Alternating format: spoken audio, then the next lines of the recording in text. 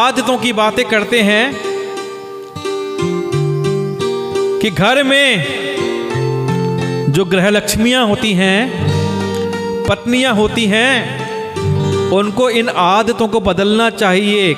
अगर इन आदतों को नहीं बदलेंगे तो पति को धन की हानि होती है, पति की जेब खाली रहती है। क्या वो बातें हैं तो मैं आपको बताता हूं। कभी भी पूजा का दीपक जमीन पर नहीं रखना चाहिए। पूजा का दीपक जमीन पर रखेंगे तो पति की जेब खाली रहेगी। हमेशा दीपक के नीचे अक्षत और फूल रखने चाहिए, पीले चावल और फूल रखने चाहिए, फिर दीपक रखें। कभी भी बासे आटे की या रात के गुथे हुए आटे की रोटी नहीं बना के खिलानी चाहिए। बासा आटा, रात का रखा हुआ आटा, इसकी रोटी बनाना दोष युक्त है, इससे दोष लगता है। पति की जेब खाली रहेगी तो कभी भी ऐसा नहीं करना। और कभी भी जब अपने घर पर आए तो अपने मुख्य दरवाजे को पैर मार कर नहीं खोलना है। मुख्य दरवाजे को पैर मार कर नहीं खोलना है, इससे आपके पति की जेब खाली रहेगी, धन की हानि हो जाएगी। कभी भी किसी भी दिए को फूंक मारकर नहीं बुझाना चाहिए।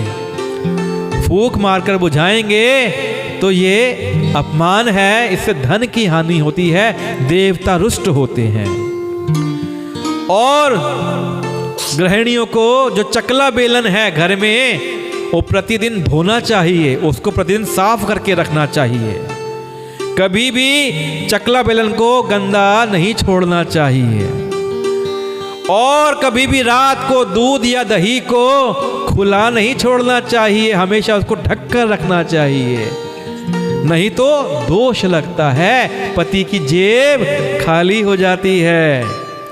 कभी भी सिंक में अगर आपके रसोई घर में झूठे बर्तन पड़े रहते हैं, रात भर अगर झूठे बर्तन सिंक में पड़े हुए हैं, आपके बिना धुले हुए सिंक गंदा पड़ा हुआ है, तो ये अच्छी बात नहीं है। कभी भी झूठे बर्तन सिंक में नहीं छोड़ने चाहिए, इससे दोष लगता है और धन की हानि होती है। ऐसे घर में लक्ष्मी माता नहीं आती है। और कई लोग शाम को दीपक जलाते हैं। शाम का दीपक कभी भी अंधेरा होने के बाद नहीं जलाना चाहिए। हमेशा गोधूली बेला में दीपक जलाना चाहिए, यानी कि जिस समय अंधेरा और दिन मिल रहे हों, रात और दिन मिल रहे हों, उस समय दीपक जलाइए।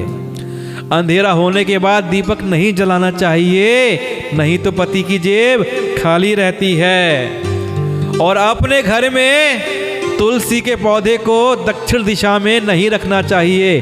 अगर आपके घर में तुलसी का पौधा दक्षिण दिशा में रखा हुआ है तो वहां से हटा दीजिए।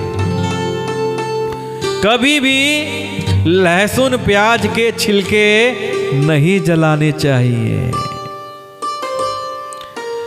और कई बार आप लोग जो घर में भोग लगाते हैं उसमें लहसुन प्याज नहीं होना चाहिए। और दूसरी बात, कभी भी भोग लगाने से पहले भोजन को झूठा नहीं करना है। अगर भोजन झूठा कर दिया है तो भोग नहीं लगाना है। तो कभी भी भोग लगाने वाले भोजन को पहले झूठा नहीं करना है।